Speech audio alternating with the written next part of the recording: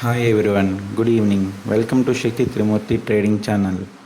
ఈరోజు మార్కెట్కు సంబంధించిన ముఖ్యమైన బిజినెస్ అండ్ స్టాక్ మార్కెట్ అప్డేట్స్ను ఒక్కొక్కటిగా తెలుసుకుందాం. వీడియోని చివరి వరకు చూడండి.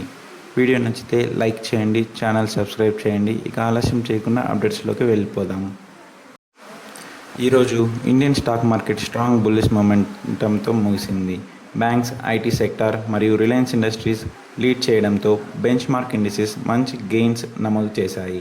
సెన్సెక్స్ 965 పాయింట్స్ పెరిగి 78,151 వద్ద క్లోజ్ అయింది. అలాగే నిఫ్టీ 50 262 పాయింట్స్ పెరిగి 24,334 వద్ద ముగిసింది. Bank Nifty performance. ఈరోజు బిగ్గెస్ట్ హైలైట్ బ్యాంక్ నిఫ్టీ.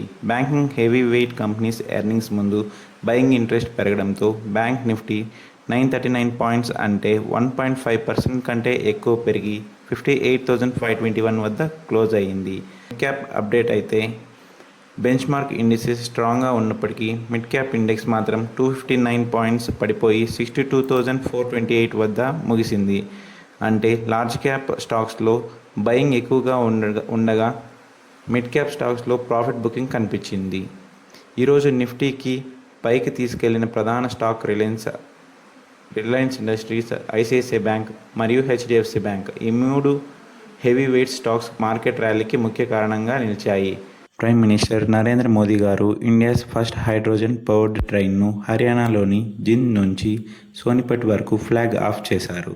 ఈ ట్రైన్ పూర్తిగా హైడ్రోజన్ ఫ్యూయల్ సెల్ టెక్నాలజీ మీద పనిచేస్తుంది. హైడ్రోజన్ నుంచి ఎలక్ట్రిసిటీ జనరేట్ చేసి ట్రైన్ రన్ అవుతుంది. దీనివల్ల వాటర్ వేపర్ మాత్రమే బయటకు వస్తుంది. Pollution almost zero. ఇది green energy. Make in India మరియు ఇండియా రైల్వేస్కి ఒక పెద్ద milestone. Railway, green energy మరియు హైడ్రోజన్ రిలేటెడ్ కంపెనీస్కి ఇది లాంగ్ టర్మ్ పాజిటివ్ డెవలప్మెంట్. ఇప్పుడు కార్పొరేట్ ఇండియా గురించి ఒక interesting update. India's corporate profit to GDP ratio మళ్ళీ 2008 లెవెల్స్కి చేరుకుంది. అంటే దేశ ఆర్థిక వ్యవస్థతో పోలిస్తే కార్పొరేట్ కంపెనీస్ ప్రాఫిట్స్ చాలా స్ట్రాంగ్గా పెరుగుతున్నాయని అర్థం. ఇది ఎర్నింగ్ సైకిల్ స్ట్రాంగ్గా ఉందనే సంకేతం. లాంగ్ టర్మ్ ఇన్వెస్టర్స్కి ఇది పాజిటివ్ సిగ్నల్. కానీ వాల్యుయేషన్స్ ఇప్పటికీ హైగా ఉండటంతో సెలెక్టివ్ బయింగ్ చేయడం మంచిది. ఈరోజు జేఎస్డబ్ల్యూ స్టీల్ తన Q1 రిజల్ట్ను ప్రకటించనుంది. మార్కెట్ ఎక్కువగా ఫోకస్ చేస్తున్న అంశాలు flat and long steel prices, iron ore మరియు coking coal costs, capex plans, future demand మరియు ప్రైజింగ్ అవుట్లుక్. మేనేజ్మెంట్ గైడెన్స్ బాగుంటే స్టాక్ పాజిటివ్గా రియాక్ట్ అయ్యే అవకాశం ఉంటుంది. JSW1 ప్లాట్ఫామ్స్ IPOలో ప్రమోటర్ సెల్లింగ్ షేర్ హోల్డర్స్గా పార్టిసిపేట్ చేయడానికి అప్రూవల్ ఇచ్చింది. సుమారు 811 కోట్ల వర్త్ షేర్స్ ఆఫర్ చేయనున్నారు. ఇది కంపెనీ ఎక్స్పాన్షన్స్ మరియు IPO ప్రాసెస్లో భాగం. దీనివల్ల IPOకి మార్కెట్ అటెన్షన్ పెరిగే అవకాశం ఉంది. హ్యావెల్స్ Q1 రిజల్ట్స్కి ముందు మార్కెట్ ఫోకస్ చేస్తున్న విషయాలు: cables and wires business growth, రా materials costs, solar business expansion, exports, margins ఎలా ఉంటున్నాయన్నదే ముఖ్యమైన విషయం. ఇప్పుడు హ్యావెల్స్ రిజల్ట్స్ వచ్చాయి. నెట్ ప్రాఫిట్ 15.4% తగ్గింది. రెవెన్యూ మాత్రం 19.8% పెరిగింది. ఎబిడిటా 8.8% తగ్గింది. ఆపరేటింగ్ మార్జిన్ 9.6% నుంచి 7.3%కి పడిపోయింది. రెవెన్యూ స్ట్రాంగ్గా ఉన్నప్పటికీ మార్జిన్స్ తగ్గడంతో ప్రాఫిట్పై ప్రెజర్ కనిపించింది. అందుకే మార్కెట్ మిక్స్డ్ రియాక్షన్స్ ఇచ్చే అవకాశం ఉంది. రేపైతే దేశంలోని 5 మేజర్ ప్రైవేట్ బ్యాంక్స్ తమ Q1 రిజల్ట్స్ను ప్రకటించనున్నాయి. HDFC bank, ICICI bank, Axis bank, Kotak Mahindra bank, yes bank. ఈ రిజల్ట్స్ మొత్తం బ్యాంకింగ్ సెక్టార్కి డైరెక్షన్స్ ఇవ్వచ్చు. NIM loan growth, deposits, asset quality మీద ఇన్వెస్టర్స్ ఎక్కువగా ఫోకస్ చేస్తారు. ఈసారి రిలయన్స్ రిజల్ట్స్తో market focus O2C business, retail business, Jio subscriber growth, new energy business ఈ 4 సెగ్మెంట్స్ మీద ఉంటుంది. రిటైల్ మరియు O2C డివిజన్స్ మంచి పర్ఫార్మెన్స్ ఇస్తే రిలయన్స్కి పాజిటివ్ సెంటిమెంట్ వచ్చే అవకాశం ఉంది. రిలయన్స్ ప్రమోటర్ హోల్డింగ్ 50% నుంచి 50.48%కి పెరిగింది. అంటే ప్రమోటర్స్ దాదాపు 0.5% అడిషనల్ స్టేక్ పెంచుకున్నారు. ప్రమోటర్స్ తమ షేర్స్ పెంచుకోవడం అంటే కంపెనీ ఫ్యూచర్ మీద కాన్ఫిడెన్స్ ఉందని మార్కెట్ భావిస్తుంది. ఇది జనరల్లీ పాజిటివ్ సెంటిమెంట్. కానీ స్టాక్ ప్రైస్ మాత్రం రిజల్ట్స్, ఎర్నింగ్స్ మరియు మార్కెట్ సెంటిమెంట్ మీద కూడా ఆధారపడి ఉంటుంది. పాలీక్యాబ్ ఈ క్వార్టర్లో ఎక్స్పెక్టేషన్స్ కంటే మంచి రిజల్ట్స్ ప్రకటించింది. క్యాబ్లెస్ అండ్ వైర్స్ రెవెన్యూ 38% పెరిగింది. అయితే వెస్ట్ ఏషియా ఎక్స్పోర్ట్స్ టెంపరరీగా ఇంపాక్ట్ అయ్యాయి. మేనేజ్మెంట్ మాత్రం డొమెస్టిక్ డిమాండ్ చాలా స్ట్రాంగ్గా ఉందని చెప్పింది. లాంగ్ టర్మ్ గ్రోత్ స్టోరీ ఇంటాక్ట్గా ఉందని కాన్ఫిడెన్స్ ఇచ్చింది. కన్స్ట్రక్షన్స్, ఇన్ఫ్రాస్ట్రక్చర్ మరియు పవర్ సెక్టర్స్ స్ట్రాంగ్గా ఉంటే పాలీక్యాబ్ ఫ్యూచర్లో మంచి అవకాశాలు ఉన్నాయి. వారీ ఎనర్జీస్ కంపెనీకి ఇంటర్నేషనల్ కస్టమర్ నుంచి 212 megawatt solar module supply order వచ్చింది. ఇది రెన్యూవబుల్ ఎనర్జీ సెక్టార్స్కి పాజిటివ్ డెవలప్మెంట్. ఇలాంటి large exports order company order బుక్ని మరింత స్ట్రాంగ్ చేస్తాయి. లాంగ్ టర్మ్ గ్రోత్కి ఇది మంచి సంకేతంగా ఇన్వెస్టర్స్ చూస్తున్నారు. ఇండియా యొక్క ఫస్ట్ హైడ్రోజన్ పవర్ ట్రైన్ కోసం అవసరమైన స్టెయిన్లెస్ స్టీల్లో దాదాపు 40% సప్లై జిందాల్ స్టీల్ అందించింది. హైడ్రోజన్ టెక్నాలజీ ఫ్యూచర్ ట్రాన్స్పోర్టేషన్లో కీలక పాత్ర పోషించనుంది. ఈ ప్రాజెక్ట్ ద్వారా జిందాల్ స్టీల్ ఇంజనీరింగ్ క్యాపబిలిటీ కూడా మరోసారి ప్రూవ్ అయ్యింది. యాక్సిస్ బ్యాంక్ Q1 రిజల్ట్స్పై మార్కెట్ ఎక్స్పెక్టేషన్స్ ఇలా ఉన్నాయి. నెట్ ఇంట్రెస్ట్ ఇన్కమ్ దాదాపు 11.7% YoY గ్రోత్ రావచ్చని అంచనా. నెట్ ప్రాఫిట్ కూడా 7,000 కోట్లకు పైగా ఉండే అవకాశం ఉంది. అయితే NIM కొద్దిగా తగ్గే అవకాశం ఉంది. ఓవరాల్ రిజల్ట్స్ స్టేబుల్గా ఉంటే బ్యాంకింగ్ సెక్టార్ సెంటిమెంట్ పాజిటివ్గా ఉండొచ్చు.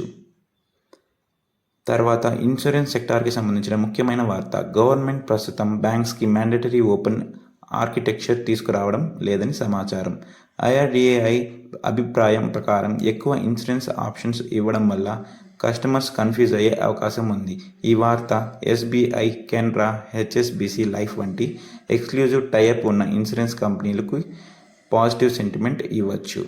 DGMA షిప్పింగ్ కంపెనీస్కి స్ట్రైట్ ఆఫ్ హార్మోన్స్ రూట్ ద్వారా ఇండియా సీఫేర్స్ని పంపొద్దని అడ్వైజరీ ఇచ్చింది. మిడిల్ ఈస్ట్ టెన్షన్స్ కారణంగా సేఫ్టీ మెజర్స్ తీసుకుంటున్నారు. ఈ రూట్లో ఏమైనా డిస్ట్రప్షన్స్ వస్తే crude oil prices, shipping cost, logistics సెక్టార్పై ప్రభావం ఉండే అవకాశం ఉంటుంది. ఫెడరల్ బ్యాంక్ మంచి క్వార్టర్లీ రిజల్ట్స్ ప్రకటించింది. నెట్ ప్రాఫిట్ 36.5% పెరిగి 1,177 కోట్లకు చేరింది. గ్రాస్ NPA తగ్గింది. ప్రొవిజన్స్ కూడా భారీగా తగ్గాయి. స్ట్రాంగ్ అసెట్ క్వాలిటీ కారణంగా స్టాక్లో మంచి బయింగ్ ఇంట్రెస్ట్ కనిపించింది. ఇప్పుడు ఒక ఇంట్రెస్టింగ్ సమాచారం. ఇండియా ఇండిపెండెన్స్కి ముందే ప్రారంభమైన కంపెనీస్ ఇప్పటికీ స్టాక్ మార్కెట్లో ఉన్నాయి. వాటిలో Forbes and company, EID Parry, State Bank of India, Greaves Cotton, Bombay Dyeing, Dabur India, Muthoot finance వంటి ప్రముఖ కంపెనీలు ఉన్నాయి.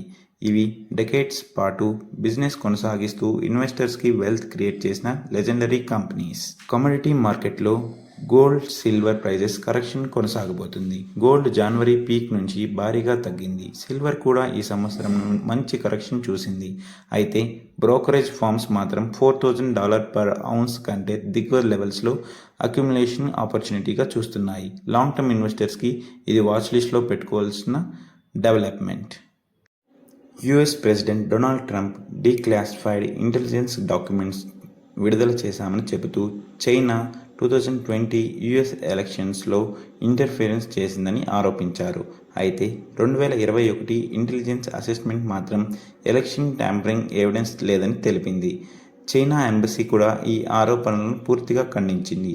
ఈ ఇష్యూస్ జియోపొలిటికల్ టెన్షన్స్ని మళ్లీ పెంచే అవకాశం ఉంది. ఇప్పుడు ఒక మేజర్ ఇంటర్నేషనల్ అప్డేట్ గురించి మాట్లాడుకుందాం. అమెరికా అధ్యక్షుడు డొనాల్డ్ ట్రంప్ తాజాగా డీక్లాసిఫైడ్ ఇంటెలిజెన్స్ డాక్యుమెంట్స్ని విడుదల చేశామని తెలిపారు.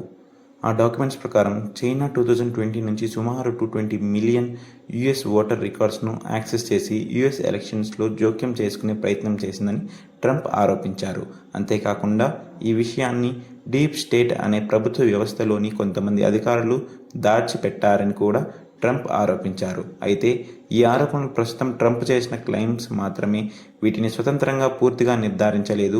ఇంకా గుర్తుంచుకోవాల్సిన విషయం ఏమిటంటే 2021లో విడుదలైన US ఇంటెలిజెన్స్ అసెస్మెంట్ ప్రకారం చైనా ఎలక్షన్స్పై ప్రభావం చూపడానికి ప్రయత్నాలు చేసి ఉండొచ్చు అని పేర్కొన్నప్పటికీ ఓటింగ్ ప్రాసెస్ లేదా ఓట్ కౌంటింగ్లో మార్పులు చేసిన ఆధారాలు లేవని తెలిపింది.